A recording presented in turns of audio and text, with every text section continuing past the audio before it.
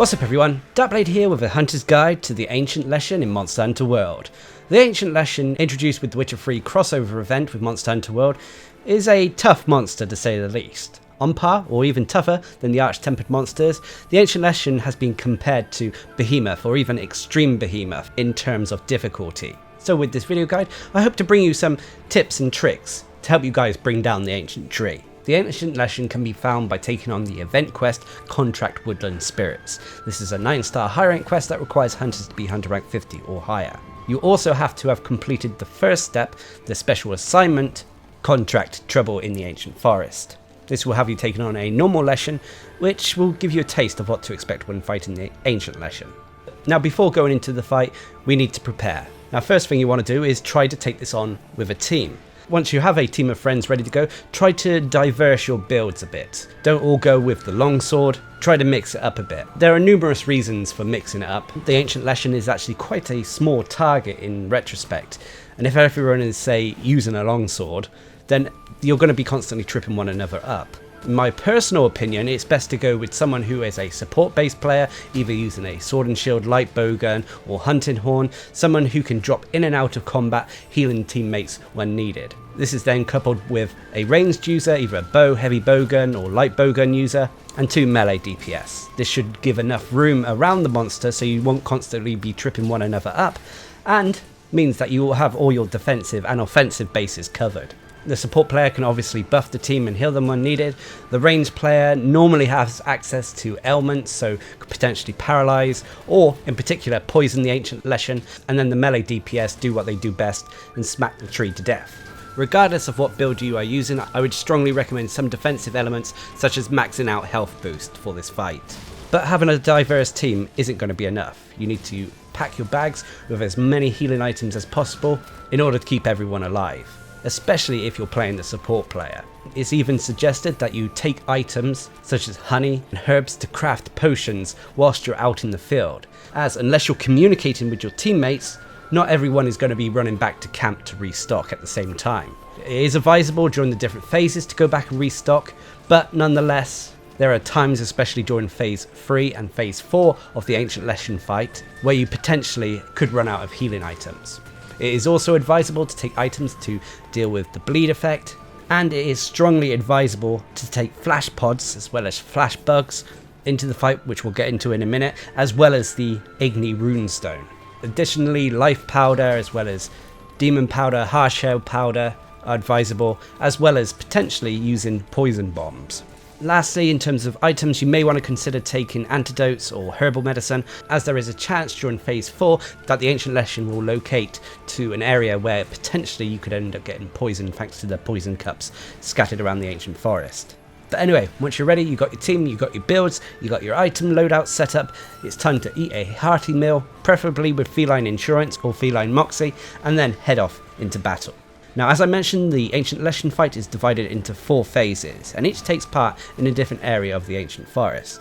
Phase 1 always takes part in Zone 12, so the quickest way to get to the Ancient Leshen would be to start at the northeast camp. Head down into Area 12, and then immediately, if you can, drop the boulders that are hanging from the roof onto the Ancient Leshen's head. This is a good way to kick off the fight with a solid source of damage. Dropping the boulders on the Ancient Leshen's head will also deal with its Jagras pets that it mind controls. Now, during phase 1, he has numerous attacks available to him. Obviously, if you fought the normal Leshen, you'll be sort of experienced with what to expect. However, everything has been dialed up. For example, he still has access to melee attacks, which, if hit enough, can cause a bleed effect. He has a raw attack that can stun unless you have earplugs. Also, he has access to a teleport. He can use this in both an offensive and defensive way. Sometimes he'll just want to relocate. Other times he'll try to teleport to a player's location and try to melee them as soon as coming out of the teleport, so be on your guard. He is able to stick his arms into the ground and cause various root formations to occur, either around his body or in your location. These will normally knock a hunter into the air, leaving them potentially vulnerable for attack afterwards.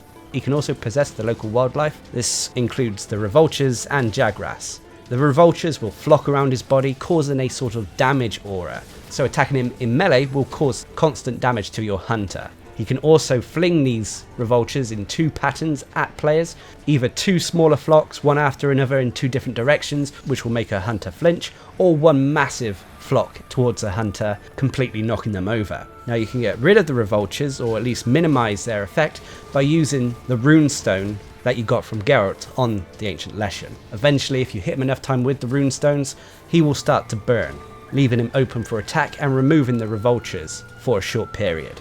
However, the Ancient Leshen can also possess and summon Jagras. He can summon a pack of them, and depending what phase of the fight you're in, the amount of Jagras summoned will increase. When they get into the battle, the Ancient Leshen will point at a particular hunter, and a red line will be pointed towards that specific hunter.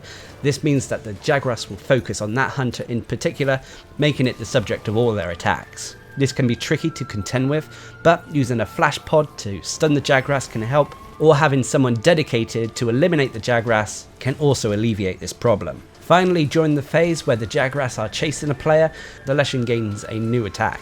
It is able to put its arms into the ground and cause a branching trap to appear on the target that is targeted by the Jagras. This will trap the player, incapacitating them, and they are unable to move. They will then take constant damage from the Jagras if they are able to get close enough, or by a flock of REVOLTUREs who will eventually spawn on that player, and it will culminate in a gigantic hit from below as roots spawn. This is normally enough to one-shot any player unless they are freed by their allies. You can free them by either firing a flash pod at the location of the roots, or by using the runestone to burn the roots and freeing your ally that way. Nonetheless, you're normally given a warning by the handler if a player is in need, so keep your eyes open. Anyway, once you do enough damage to the Ancient Leshen, he will eventually teleport away from Area 12 and go into Phase 2, which is located either in Area 8 or 5. Now Phase 2 is very similar to Phase 1. He will use pretty much most of the attacks you've experienced in Phase 1, and there's no real big differences. However, once enough damage has been done to the Ancient Leshen, he will move on to the 3rd phase, which is either located in Area 7 or Area 4. In these areas, again, he will attack you in the same method as he has been attacking you in the previous phases, but things are dialed up again. He also gains access to a brand new attack.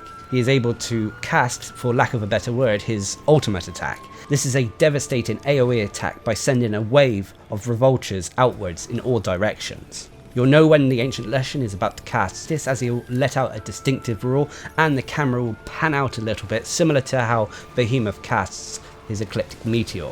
Should you be hit by this attack, it one-shots pretty much any hunter. When this happens, you have a few choices available to you. One, you can fire a flash pod at the REVOLTUREs in the general direction of the Ancient Leshen. This should hopefully stun him, interrupting the attack completely, but there are times when this doesn't work for whatever reason, and your only other method of avoiding the attack is to perform the dolphin dive, the leap of faith. This is done by sheathing your weapon, running directly away from a monster, and then pressing jump at the right moment. This will completely avoid the attack and keep your hunter alive. Anyway, after enough damage, he'll move to Phase 4, which is the final phase, which is located in one of 3 areas.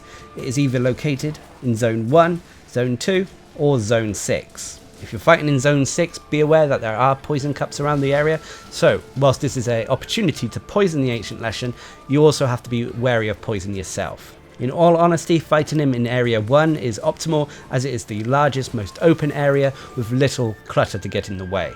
Here the fight becomes even more intense, with him using all of his previous abilities, including that ultimate AoE attack, but this is the area where he makes his final stand, and this phase can take a lot longer than normal. This is the phase where the support player may run out of healing materials, and it's going to be a test of your group's stamina.